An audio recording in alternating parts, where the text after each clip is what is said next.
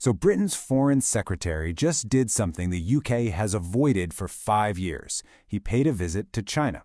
Okay, let's get into this, because this wasn't just some routine handshake tour. It's a huge signal that something fundamental is shifting in a very, very tense relationship. What we're going to do in this explainer is go behind the headlines and really understand the high-stakes balancing act the UK is trying to pull off with a global superpower. Right, so the big question is why now? I mean, after years of giving China the cold shoulder, why break the silence? Well, it really boils down to a strategic calculation. In the world we live in today, the risk of not talking has finally become bigger than the risk of talking.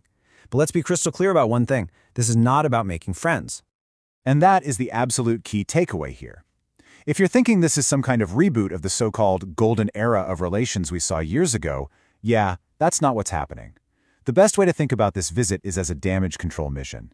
It's an attempt to manage this incredibly complex, often hostile relationship from the inside, instead of just, shouting from the outside. And that really gets us to the heart of the matter. This whole strategy is a massive gamble. The best way to picture it is a diplomatic tightrope walk, where just one little slip could have enormous consequences. You see, the UK is stuck in what you might call a classic geopolitical trap. It's one of those situations where, honestly, there are no good options. Every single path you could possibly take has some major, unavoidable downside attached to it. And what that does is create this impossible choice. Look, on one hand, you engage with China. But the moment you do, critics at home and abroad are going to accuse you of compromising your values, of looking weak. But on the other hand, what if you ignore China? Well, then you risk becoming irrelevant on the world stage, and you leave your economy wide open to shocks. There are just no clean, easy answers here. Okay, so let's break this down. First up on this tightrope, the economy. The UK's goals here have changed so much from where they were even just a decade ago. You know those huge, splashy, billion-pound trade deals that used to make all the headlines? Yeah, you can pretty much forget about those. The government isn't flying home with massive investment announcements. The goal now is something much, much more defensive. The new name of the game is just stability. It's about managing risk. China's economy is facing its own serious headwinds right now, and the UK's main concern is just making sure those problems don't ripple outwards and crash the economic recovery back home. So this is way less about chasing growth and a whole lot more about preventing a disaster. But, of course, the moment you start talking about economic ties with China, you immediately run headfirst into the next massive challenge, that direct clash between trade and national security. So the government's official plan to handle this is something they call putting up guardrails, or sometimes you'll hear the term de-risking. On paper, it sounds pretty logical, right? Step 1, invite Chinese investment. Step 2, figure out what your critical national infrastructure is. We're talking power grids, tech, that kind of thing. And step 3, pass laws to make sure that stuff doesn't fall under foreign control. Simple enough. But here's the catch, and it's a big one. Guardrails sound great in a briefing room, but in the real world, well, money has a funny way of pushing against barriers. It finds loopholes, it creates political pressure, and it's incredibly difficult to resist.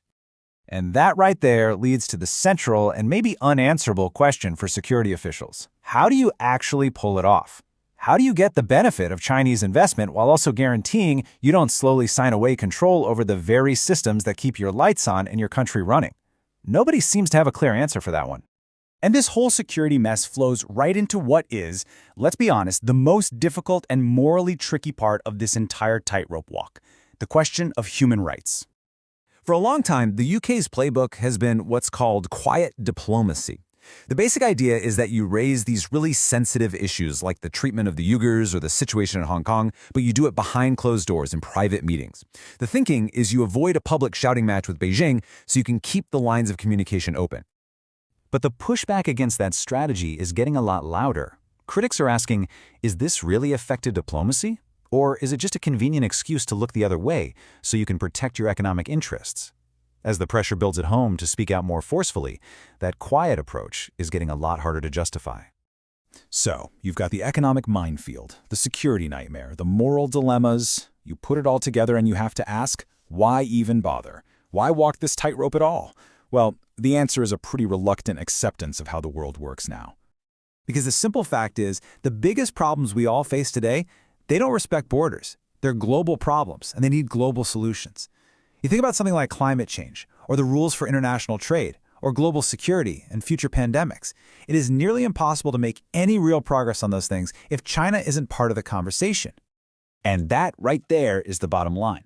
This trip wasn't about friendship, it was about pragmatism. It was a recognition of the simple mathematical reality that you cannot solve the problems of the 21st century by pretending a country with 1/5 of the entire world's population doesn't exist.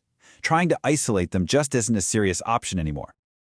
So, the foreign secretary's visit is over. The plane has landed. But the real story here, this incredibly precarious tightrope walk, is just getting started. And the big question now is whether the UK, caught right in the middle between its interests and its values, can somehow manage to keep its balance.